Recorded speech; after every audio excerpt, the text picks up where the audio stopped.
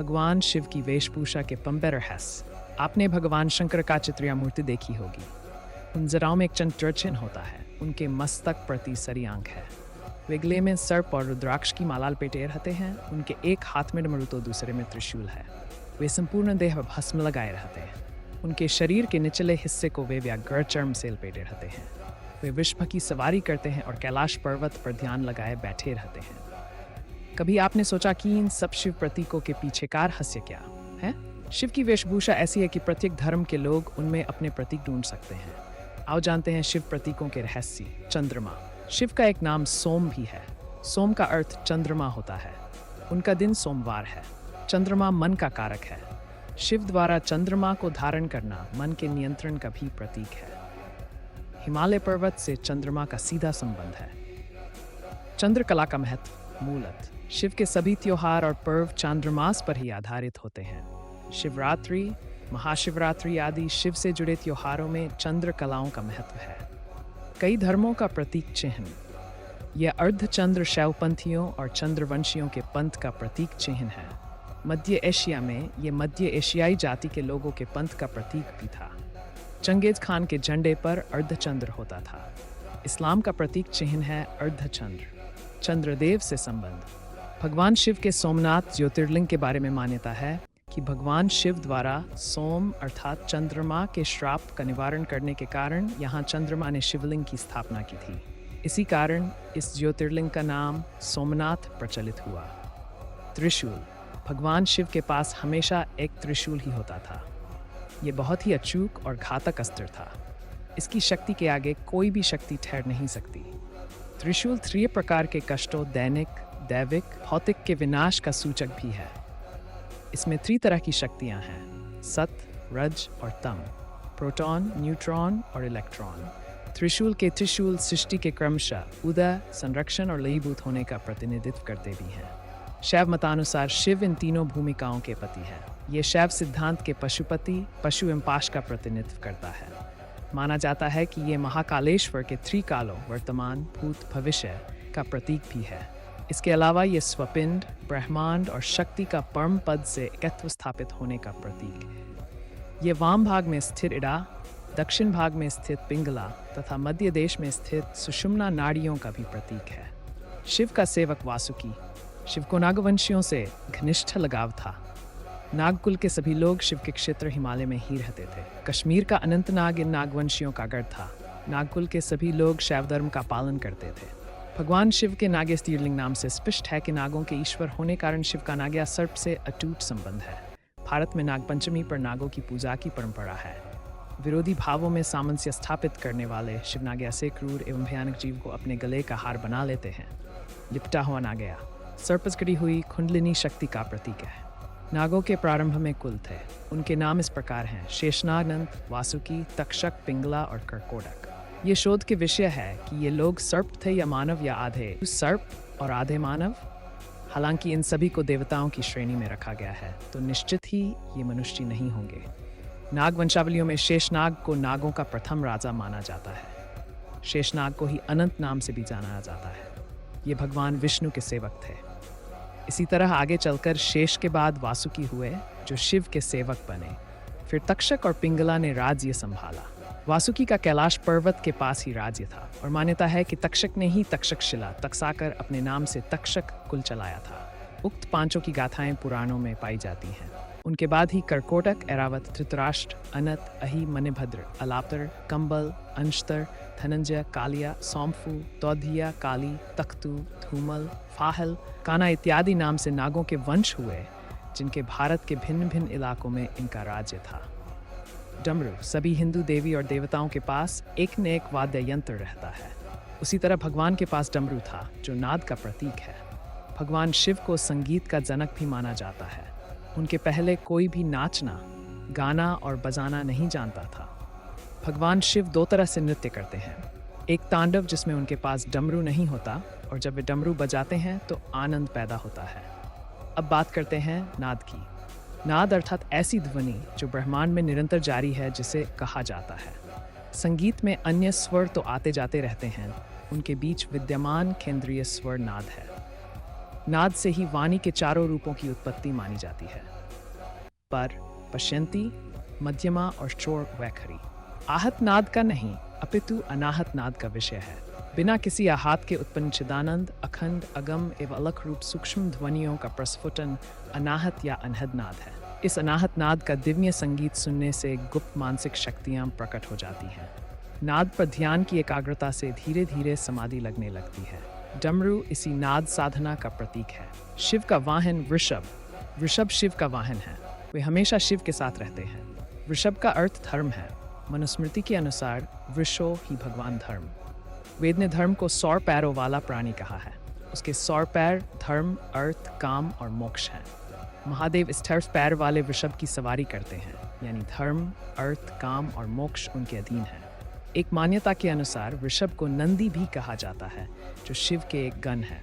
नंदी ने ही धर्मशास्त्र, अर्थशास्त्र, कामशास्त्र और मोक्ष शास्त्र की रचना की थी। जटायन शिव अंतरिक्ष के देवता हैं।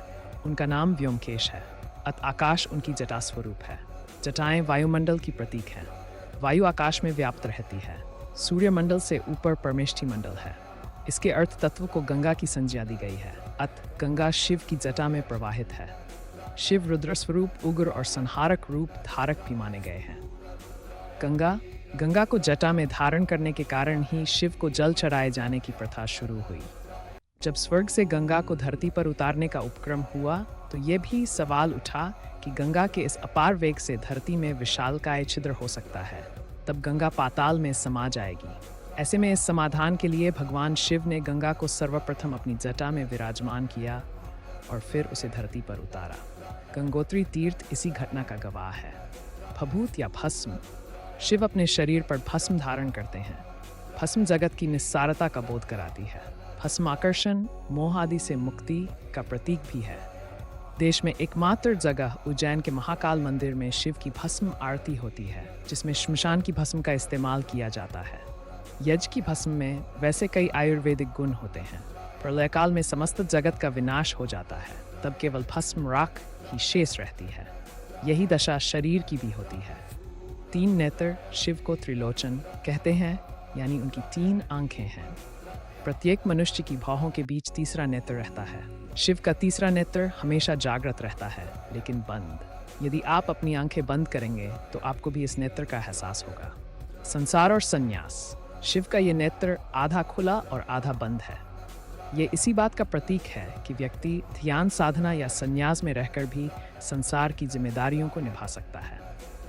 त्र्यंबकेश्वर ज्योतिर्लिंग के व्युत्पत्त्यर्थ के संबंध में मान्यता है कि 3 नेत्रों वाले शिव शंभू के यहाँ विराजमान होने के कारण इस जगह को त्र्यंबक 3 नेत्र के ईश्वर कहा जाता है। Pineal gland. आध्यात्मिक दृष्टि से कुंडलिनी जागरण में एक चक्र को भेदने के बाद जब षटचक्र पूर्ण हो जाता है तो इसके बाद आत्मा का तीसरा नेत्र मलशून्य हो जाता है। वह स्वच्छ और प्रसन्न हो जाता है। कुमारस्वामी ने शिव के तीसरे नेत्र को प्रमस्तिष्क सेरेब्रम की पीयूष ग्रंथि माना है। पीयूष ग्रंथि उन सभी ग्रंथियों पर नियंत्रण रखती है जिनसे उसका संबंध होता है। कुमारस्वामी ने पीयूष ग्रंथि को जागृत, स्पंदित एवं विकसित करने की प्रक्रियाओं का विवेचन किया है। हस्ती चर्म और व्याघ्र चर्म। शिव अपनी देह पर हस्ती चर्म और व्याघ्र चर्म को धारण करते हैं। हस्ती अर्थात हाथी और व्याघ्र अर्थात शेर। हस्ती अभिमान का और व्याघ्र हिंसा का प्रतीक है। अत शिव जी ने अहंकार और हिंसा दोनों को दबा रखा है। शिव का धनुष पिनाक। शिव ने जिस धनुष को बनाया था उसकी टंकार से ही बादल फट जाते थे और पर्वत हिलने लगे थे। ऐसाल गता था मान नो भूकंप आ गया हो। यह धनुष बहुत ही शक्तिशाली था। इसी के एक तीर से त्रिपुरासुर की 3 नगरियों को ध्वस्त कर दिया गया था। इस धनुष का नाम पिनाक था। देवी और देवताओं की समाप्ति के बाद इस धनुष को देवराज को सौंप दिया गया था। उल्लेखनीय है कि राजा दक्ष के यज्ञ में यज्ञ का भाग शिव को नहीं देने के कारण भगवान शंकर बहुत क्रोधित हो गए थे और उन्होंने सभी देवताओं को अपने पिनाक धनुष से निषट करने की ठानी। एक्टंका से धरती का वातावरण भयान का हो गया। बड़ी मुश्किल से उनका क्रोध शांत किया गया। तब उन्होंने धनुष देवताओं को दे दिया। देवताओं ने राजाजनक के पूर्वज देवराज को धनुष दे दिया। राजाजनक के पूर्वजों में निमि के ज्येष्ठ पुत्र देवराज थे। शिव धनुष उन्हीं धरोहर स्वरूप राजाजनक के पास सुरक्षित था। इस धनुष को भगवान शंकर ने स्वयं अपने हाथों से बनाया था।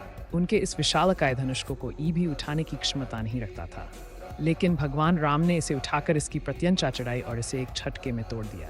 शिव का चक्र को छोटा लेकिन सबसे अचूक अस्त्र माना जाता था। सभी देवी देवताओं के पास अपने अपने अलग अलग चक्र होते थे। उन सभी के अलग अलग नाम थे। शंकर जी के चक्र का नाम भवरेंदु, विष्णु जी के चक्र का नाम कांता चक्र और देवी का चक्र मृत्यु मंजरी के नाम से जाना जाता था। सुदर्शन चक्र का नाम भगवान कृष्ण के नाम के साथ अभिन्न रूप से जुड़ा हुआ है। ये बहुत कम ही लोग जानते हैं कि सुदर्शन चक्र का निर्माण भगवान शंकर ने किया था। प्राचीन और प्रामाणिक शास्त्रों के अनुसार इसका निर्माण भगवान शंकर ने किया था। निर्माण के बाद भगवान शिव ने इसे श्री विष्णु को सौंप दिया था। जरूरत पड़ने पर श्री विष्णु ने इसे देवी पार्वती को प्रदान कर दिया। पार्वती ने इसे परशुराम को दे दिया और भगवान कृष्ण को यह सुदर्शन चक्र परशुराम से मिला। त्रिपुंड तिलक, माथे पर भगवान शिव त्रिपुंड तिलक लगाते हैं। ये 3 लंबी धारियों वाला तिलक होता है। ये त्रिलोक्य और त्रिगुण का प्रतीक है। ये सतोगुण, रजोगुण और तपोगुण का प्रतीक भी है। ये त्रिपुंड सफ़ेद चंदन का या भस्म का होता है। त्रिपुंड 2 प्रकार का होता है। पहला 3 धारियों के बीच लाल रंग का एक बिंदु होता है। ये बिंदु शक्ति का प्रतीक होता है। आम इंसान को इस तरह का त्रिपुंड नहीं लगाना चाहिए। दूसरा होता है सिर्फ 3 धारियों वाला तिलक या त्रिपुंड। इससे मन एकाग्र होता है। कान में कुंडल, शिव कुंडल हिंदुओं में एक कर्णछेदन संस्कार है। शैव, शाक्त और नाथ संप्रदाय में दीक्षा के समय कान छिदवाकर उसमें मुद्रा या कुंडल धारण करने की प्रथा है।